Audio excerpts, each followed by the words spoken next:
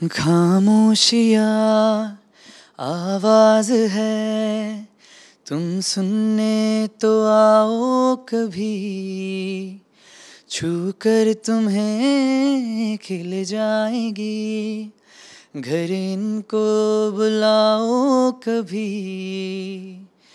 बेकरार है बात करने को, कहने दो इनको जरा, खामोशियाँ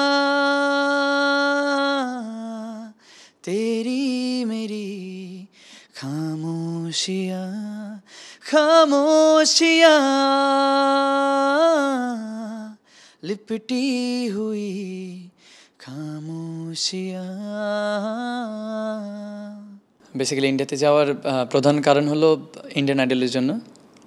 যদিও শিওর ছিলাম না যে বাংলাদেশে কেউ যেতে পারবে কি না, কারণ ক্রাইটেরিয়া দুইটা ছিল, একটা হলো 14 থেকে 30 বছরের মধ্যে হতে হবে এবং আরেকটা ছিল ইন্ডিয়ান হতে হবে। কাইন্ড অফ আমার ভিসার মেয়াদও শেষ হয়ে যাবে নভেম্বরে, সো ঘুরতেও গিয়েছিলাম, আমরা বলা যায় যে ওটার একটা চান্স নিতে গিয়ে যদি হয়।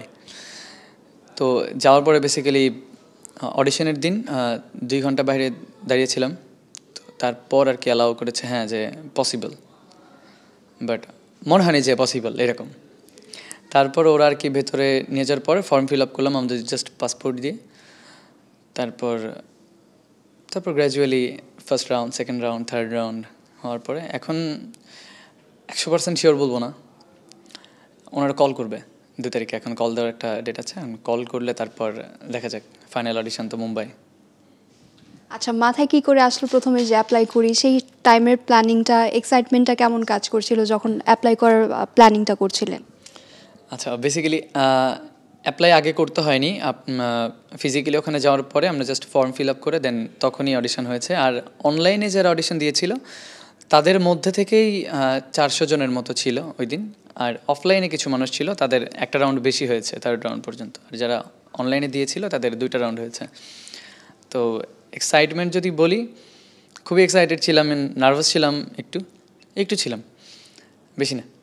নার্ভাস থাকার কারণ হচ্ছে আমাদের যেহেতু ইন্ডিয়ান, ওরা খুবই ভালো গায়। ইভেন আমরা যখন সবাই একসাথে বসে জ্যামিং করছিলাম প্রথম রাউন্ডের আগে, প্রত্যেকটা ছেলে মেয়ে তাদের নিজ নিজ জায়গা থেকে খুবই ভালো গায়, মানে গান শুনলেই বোঝা যায় যে হ্যাঁ শিক্ষিত সব গানের বিষয়। আচ্ছা, তো বাংলাদেশি হিসেবে আপনি হচ্ছে যখন অ্যাপ্লাই করলেন তখন এটার জন্য কি আপনাকে ডিফিকাল্টিস ফেস করতে হলো? টু বি ভেরি অনেস্ট, আমি কোনো ডিফিকাল্টি ফেস করিনি। তবে এখন আচ্ছা যাই হোক, প্রথমে কিছুই মনে হয়নি, জাস্ট ওরা ওয়েল ম্যানার্ড ছিল, খুব ভালোভাবে বিহেভ করেছে আর সাপোর্টিভ ছিল সবাই আর কি, বলবো যারা ক্রু মেম্বার যারা ছিল সবাই সাপোর্টিভ ছিল। তো অন্য কান্ট্রি থেকে, মানে আপনি যাওয়ার পর এখন তো নর্মালি আমরা জানি যে ইন্ডিয়ান আইডলে ইন্ডিয়ান কন্টেস্ট্যান্টদের হচ্ছে চান্স দেওয়া হয় বা তারা পার্টিসিপেট করে। তো এখন কি আমরা এটা ধরতে পারি যে অন্য কান্ট্রি থেকে গেলে বা বাংলাদেশ থেকে গেলেও একটা সুযোগ আছে তাদের জন্য? I don't think so. এটা তখন মনে হয়নি, এখন মনে হচ্ছে আর কি, বিকজ অফ সাম রিজনস, আমি যেটা বলতে পারবো না। মানে এরকম কিছু হয়েছে যেটা আপনার কাছে এরকম মনে হলো, বা একটু যদি হিন্টস দিতেন যে? না, আমি আসলে এই বিষয়ে বলতে চাই না, কারণ আমার ক্যারিয়ার তো দেখা যায় যে স্বপ্ন আমার ওইদিকে যাওয়ার, তো আমি এই বিষয়ে কথা বলতে চাই না। ইভেন ওরা যদি আমাকে সিলেক্ট নাও করে বা ফাইনাল অডিশনের জন্য যদি আমাকে কল না করে, এমন মাইন্ড বা আমি এটার বিষয়ে বলতে যাবো না যে কেন করেনি বা কিছু। যখন ওইখানে গেলেন তখন ওইখানে গেস্টকে মানে হোস্ট কে কে ছিল, তারপরে হোস্টরা একটা ইন্ট্রো দেয় ওই সিচুয়েশনগুলো, তারপর যখন জাজরা ছিল তাদের সামনে গান গাওয়ার মেমোরিজ, ওইগুলো একটু জানতে চাচ্ছি। আচ্ছা, আমাদের এখানে ইন টোটালি 800 জন প্লাস ছিল হয়তো, অ্যান্ড সবাই খুবই দক্ষ ছিল। কেন যে অনলাইন অডিশন দিয়ে এসেছে তো, আর ইন্ডিয়ান আইডলে যাচ্ছে, সো খুব যারা ভালো গায় ওরাই আসে। নর্মালি হঠাৎ করে একজন গিয়ে আর কি পারফর্ম বা অডিশন দেয় না আর কি। তো যখন আমাদের প্রথম রাউন্ড শুরু হয়, আমাদের এতগুলো কন্টেস্ট্যান্ট থেকে মাত্র 120 জনের মতো নেওয়া হয়। এমনও হয়েছে যে 30 জনের একটা গ্রুপ এরকম একটা রুমের মধ্যে এন্টার করতেছে, একজন জাজ বসে আছে, 10 জন করে ইন করতেছে, তো একজনকে নেবে এরকম। অ্যান্ড যেহেতু আমার mother tongue Bangla and Hindi গানের একটা কম্পিটিশন, সো ওরা জানতোই না যে আমি বাংলাদেশি, মানে জাজেসরা তো জানতো না।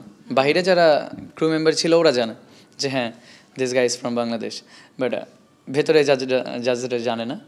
তো ওরা না আমার প্রোনাউন্সিয়েশনে এটাও বুঝতে পারেনি যে আমি বাংলাদেশি।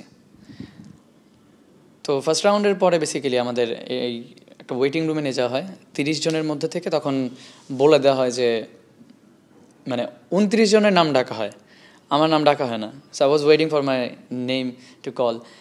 তো ওরা আমার নাম ডাকেই না, আমি বসেছিলাম, আমি ভাবতেছিলাম যে হয়তো সবার হয়ে গেছে, আমার হয়নি। বাট ফর্চুনেটলি একটু পরে ওরা কল করলো যে এই 29 জনকে বললো যে আপনাদের যাত্রা এখানে শেষ, আপনারা যেতে পারেন। I was like what. আমি তখন একা রুমের মধ্যে, আর বেশ কয়েকজন যারা সিলেক্টেড ছিল ওরা কয়েকজন ছিল, খুবই কম কয়েকজন। তারপর তো ফার্স্ট রাউন্ডে সিলেক্ট হওয়ার পর সেকেন্ড রাউন্ড হলো আমাদের। সেকেন্ড রাউন্ডে জাজ ছিল 5 জন। তখন ওনারা জানে যে আমি বাংলাদেশি। তো তারপর আর কি কোয়েশ্চেন করেছে বেশ কিছু আমাদের দেশ নিয়ে।